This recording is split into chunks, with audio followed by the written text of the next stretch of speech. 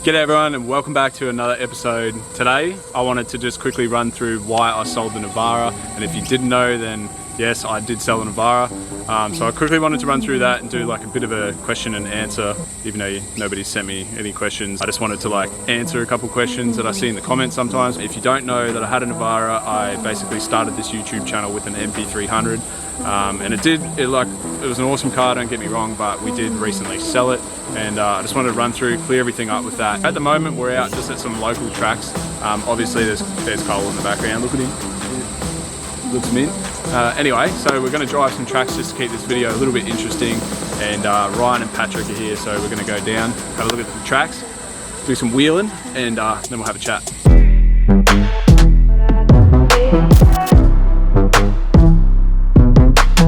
Hey Ryan. Hey Tom. Say hey YouTube. Say it. Hey mate. Ryan has graciously brought me to this place. It looks pretty good. What do you reckon, Ryan? Couple of nice little hill climbs. Couple of decent ones. So what I'm thinking, Patrick over here hasn't done too much full driving, so we're going to put him in the cab with me, and we'll get Ryan to sort of guide us up and do some filming. But we might drive this one here, so there's a couple of deep ruts, a couple of big rocks. This rock, that's pretty big. That's a big rock. So there's this line here or that line. Which line am I taking? You're taking that one. That one over there? Yep. That's a harder line? Yep.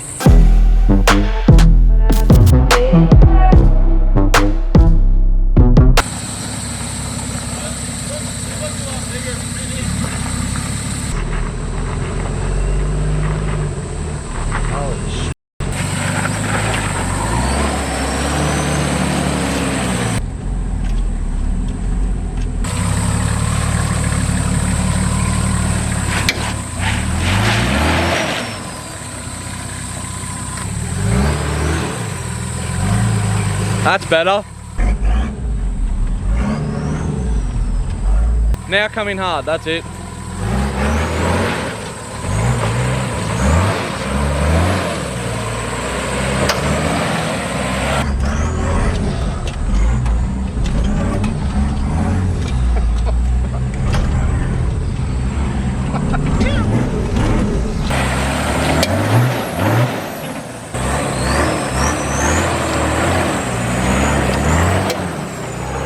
That's pretty sketchy. Yeah, that was hectic. I didn't think you were even going to get up that. 100 times bigger when you're sitting at the bottom of that hill. Right, they handled that pretty well actually. Like, very surprising. No, it doesn't look big on camera, but honestly, trust me, it's pretty big. I don't know if you guys can notice a quality difference, but I hope you can, because we are shooting on a brand new camera. But hopefully it looks good and we get some minty footage, because that would be minty.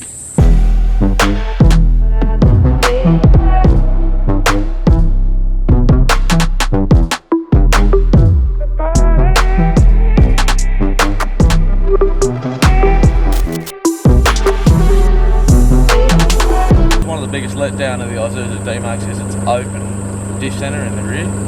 So if anyone's got recommendations for a LSD out of like an RC Colorado or anything, you can hit Tom up on his Instagram page and let us know, so we can make this thing a bit better. You nervous or what, brother? It looks big from down there, eh? Oh, that flex. Good luck, brother. Thanks, mate.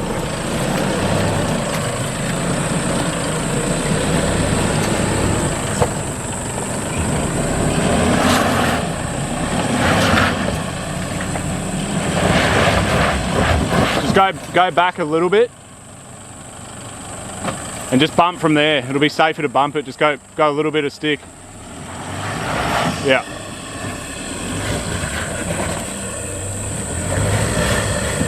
Same again, just go back just a fraction.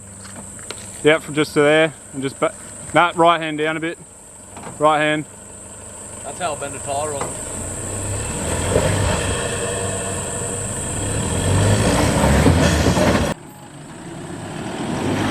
That's it.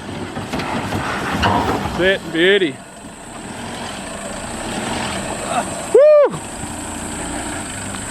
D-Maxes aren't that capable, mate. You made it look easy. Well, Graham would have winched from there. I'm gonna have a crack at this one. This one doesn't really look bad at all, but when you get down here, worse than it looks. Yeah, it is. It's pretty bad. When you get in the car, it gets a lot worse. Yeah, so that tree root and that tree root, basically, my back wheel's going to be here, my front wheel's going to be on that tree root, so it's going to need to like sort of sit there and then bounce up over that, and then you got to watch out for this tree, you got to watch out for that, and you got to watch out for the smell of Pat's undies.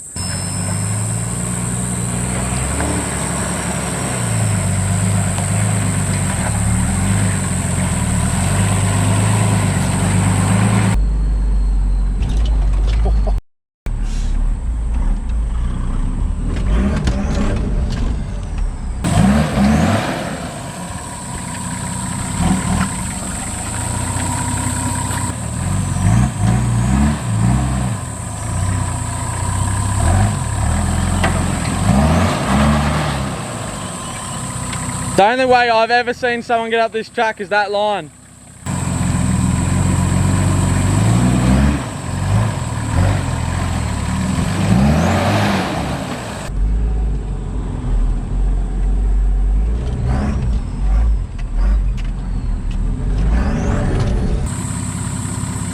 What do you reckon, Tom?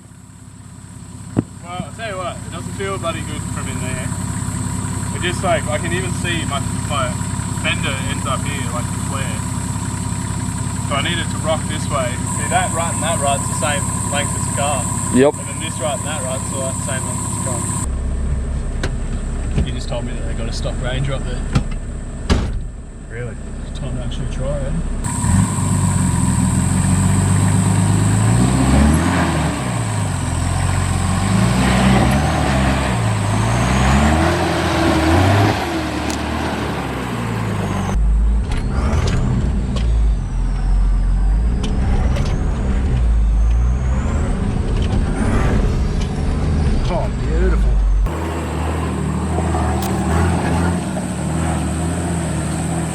So I was editing this video, right, and the footage that I actually spoke about why I sold the Navara was actually corrupt. So we're doing it live, we're doing it here in the bedroom. First question I'm gonna ask myself is, Tom, why the bloody hell did you sell your Navara? I sort of want to start with the fact that I actually really did love the Navara. I thought I built the car as my dream car. I always wanted like a dual cab, sort of brand new ute.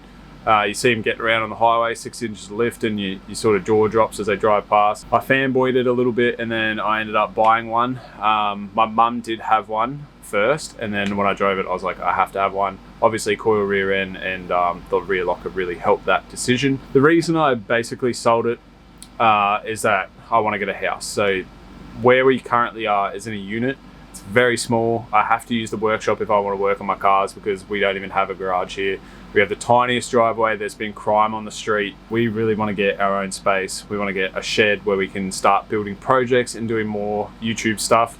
Just have the space to do what you want, because at a unit, if you've ever lived in one, you can't do anything. Like, you can't even walk out on your balcony without getting in trouble pretty much. So that is why we basically sold the Nav, so that we can put a roof over our heads and just, you know, continue the dream of doing what we're doing. Some things that made that decision a lot easier is obviously everyone's heard about COVID tax. It's actually a thing. It's definitely, like, cars are definitely up like 20 to 50%. Even brand new cars, they're bumping their prices up, which I think is insanely ridiculous. These companies are putting cars up by 5-10k. The Jimny, I got told, started at 35k. It's now 50k, so, or something like that. Don't quote me on that. The market's great. We put it up for sale. The guy who bought it messaged me and said he's really keen on it. I honestly thought it would take probably 2 weeks to sell. It sold like that. So it went for my asking price. I won't disclose what he paid for it, just for his privacy. Normally I wouldn't care, but just for his privacy, won't disclose that. But anyway, it's gone. See you later, Nav. I loved you. RIP, brother. I love. That's bad. We're talking about a car. The other decision was I was still under finance on it, so I had about $15,000 left on the finance, and it was very, very cheap interest rate. But going into finance, I didn't fully understand it, and there's a lot of, like, you know, 5 years doesn't sound that long, but it just drags out and drags out and drags out. And with the loan, we couldn't get a loan for a house. It just had to go, it had to disappear. So that's why we made that decision. So another question I've got for myself is, would I buy a new car again? I would basically only buy a brand new car again if I was in a financial position where I could pay for it outright and it wouldn't really affect me in the bigger scheme of things. Like if I had a spare 150k laying around, which I probably never would, I would then go out and buy a brand new Ranger or something like that. Not saying I would buy a Ranger, but just use it as an example. So I think personally, no, I wouldn't buy a brand new four-wheel drive again, pretty much. I don't know, would I? I don't know if I would. I'm off it at the moment just because I was so tangled up in the finance side of things. So, you know, I'm a little bit biased at the moment, and obviously I'm trying to convince myself that the GQ was the right move. So it's really hard to explain what I'm thinking here. But if you have a Navara and you buy that brand new for 45k right now, then you dump 20k into it, in 2 years it's probably still worth 45k. That's my train of thought. But if you get an old car, like take my GQ for example, this is my experience, so we take my GQ, and you put say 10k into it, it's probably still going to be, like say you got it for about 7 grand, which you can pick up a TD42 for in between 7 and 12 grand say, and you put a lot of time and money into it, you can actually see not so much a profit because of your time and all that, but you'll probably be sitting around the same value, especially if you shop secondhand, which you can get a lot of secondhand parts for old cars, whereas if new cars you can't. Just with my experience, that's what was in my head, was like I'm putting, you know, $20,000 worth of accessories on a brand new car that I'm never ever going to get back. But yeah, that's sort of my train of thought, guys, and let me know in the comments if you think it was the right move or not. I know this video is a little bit personal, but I felt like I had to make it because literally in every video I post, it's like, why did you sell the nav? Oh, I didn't know you sold the nav. Is the nav gone? So I'm answering those questions. Yes, it's gone. We're trying to buy a house, and you know, I think financially for myself it was the right move. Even if you exclude the house, I just think financially, in my current position, a brand new car isn't really what I should have looked at. But anyway, I hope you guys can appreciate that, and I'm trying to stay real with everyone, so I just want to just tell the truth, and that's what's happening. Any other questions that I got for myself? I think I've gone through everything. So I've said what I needed to say, and I hope you guys can agree with me, and I will catch you guys on the next episode, which is actually at Land Cruiser Park for Triple S's event, and well, Triple S event, I think it's called, and I'm super keen for that. So I will catch you guys on the next episode. Don't miss it. We'll catch you guys later, eh?